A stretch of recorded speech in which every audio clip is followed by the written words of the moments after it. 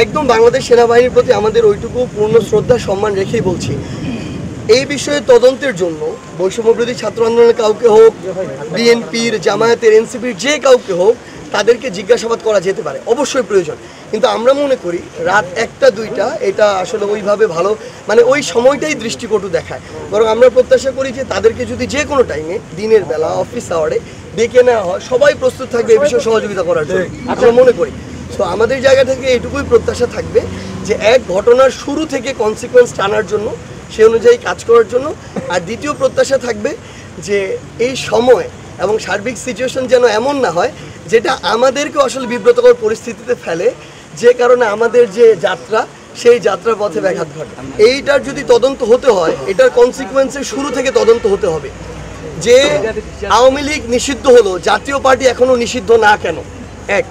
2 নম্বর হচ্ছে জাতীয় পার্টি, আওয়ামী লীগ এবং জাতীয় পার্টির যারা বিভিন্ন সদস্য, কার উদ্দেশ্য কী ছিল আমরা জানি না, তারা কিভাবে রংপুরে এত বড় মিছিল করতে পারে, তাও একজন অবৈধ নির্বাচনের অবৈধ মেয়রকে ক্ষমতায় বসানোর জন্য।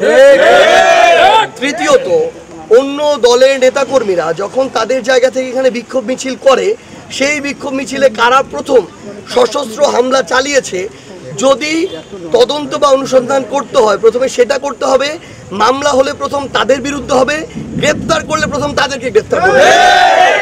এরপরে কেউ যদি তাদের জায়গা থেকে সার্বিক দিক থেকে যত রকমের প্রভাবক, অনুঘটক দিয়ে একটা ঘটনা উস্কে দেওয়ার চেষ্টা করে, এরপর যদি এরকম 2-1টা বাইক পুড়ে যায়, সেটার দায়ী কখনো এদেরকে করা যেতে পারে না।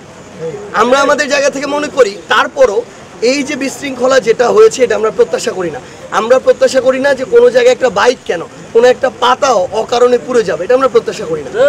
সেই জায়গায় আমরা মনে করি যে রংপুরের স্থিতিশীলতা আমরা সবাই চাই, এবং বাংলাদেশ সেনাবাহিনী অভ্যুত্থানের পর থেকে এখন পর্যন্ত আইন শৃঙ্খলা রক্ষায় একটা গুরুত্বপূর্ণ ভূমিকা পালন করছে। আমরা প্রত্যাশা করি এখানের আইন শৃঙ্খলা রক্ষার জন্য সেনাবাহিনী বা পুলিশ সহ যারা আছেন, তারা তাদের জায়গা থেকে যৌথভাবে এই